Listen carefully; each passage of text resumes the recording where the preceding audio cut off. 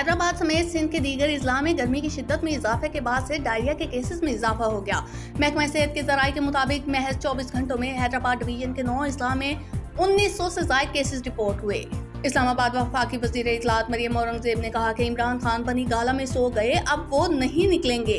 مریم اورنگزیب نے کہا کہ ناکام سیاست کے ماتم کا اعلان کر کے عمران خان روانہ ہوئے، عوام نے آج ان کو مسترد کر دیا اور مہلت ان کے عوام نے دی۔ قومی ٹیم کے سابق کپتان شاہد افریدی نے بھی ملک کی صورتحال میں اپنے خیالات کا اظہار کیا۔ شاہد افریدی نے ٹویٹر پر جاری بیان میں کہا کہ طاقت کا بے دریغ استعمال، چادر چار دیواری کا تقدس پامال، لاٹھی گولی کی یلغار، آمریت تو ہو سکتا ہے، جمہوریت ہرگز نہیں۔ پنجاب پولیس نے لانگ مارچ کے دوران 1700 سے زائد افراد کو گرفتار کر لیا۔ آئی جی پنجاب کے دفتر نے صوبے بھر میں گرفتاریوں کی تفصیلات جاری کر دی، جس کے مطابق پی ٹی آئی کے 1766 کارکنان کو گرفتار کیا گیا۔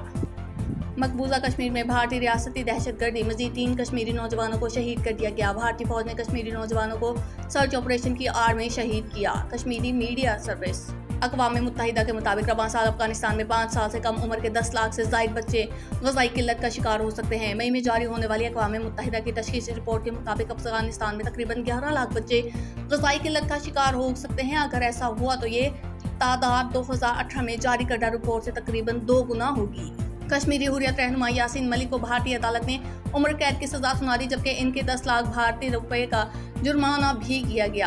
بھارتی عدالت نے یاسین ملک کو 19 مئی کو دہشت گردی کی فنڈنگ کے جھوٹے مقدمے میں مجرم قرار دیا تھا۔ اگر پیٹرول کی قیمتیں نہ بڑھائی تو سابق ترجمان وزارت خزانہ نے حکومت کو خبردار کر دیا۔ سابق ترجمان وزارت خزانہ مزمل اسلم نے خبردار کر دیا کہ اگر 31 مئی تک پیٹرولنگ مصنوعات کی قیمتیں نہ بڑھائی گئی تو IMF کا بیل آؤٹ پیکیج نہیں مل سکے گا۔ معروف ٹک ٹاکر ڈالی نے اپنی بے گناہی ثابت کرنے کے لیے نئی ویڈیو شیئر کر دی۔ گزشتہ دنوں ڈالی مارگلا کی پہاڑیوں پر جھاڑیوں کو آگ لگانے کے الزام کی زد میں آئیں، جس پر سوشل میڈیا صارفین نے انہیں کڑی تنقید کا نشانہ بنایا اور ان کے خلاف قانونی کارروائی کا مطالبہ بھی کیا، جس کے بعد ڈالی نے اپنے دفاع میں ایک اور ویڈیو پوسٹ کر دی۔ قومی ٹیم کے فاسٹ بالر شاہین شاہ افریدی نے اپنے نئے ہیئر کٹ سے متعلق پوچھے گئے سوالات کا دلچسپ جواب دیا۔ جواب میں شاہین شاہ افریدی نے مسکراتے ہوئے کہا کہ کوئی بات نہیں، اگلی بار آؤں گا تو گنجا ہو جاؤں گا اگر آپ کو میرا ہیئر سٹائل پسند نہیں آیا ہے تو۔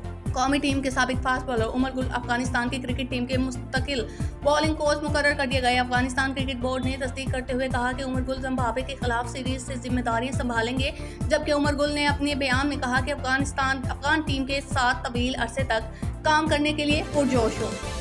ہیڈ لائنز آپ نے جانی ہے، ہم خبریں بریک کے بعد۔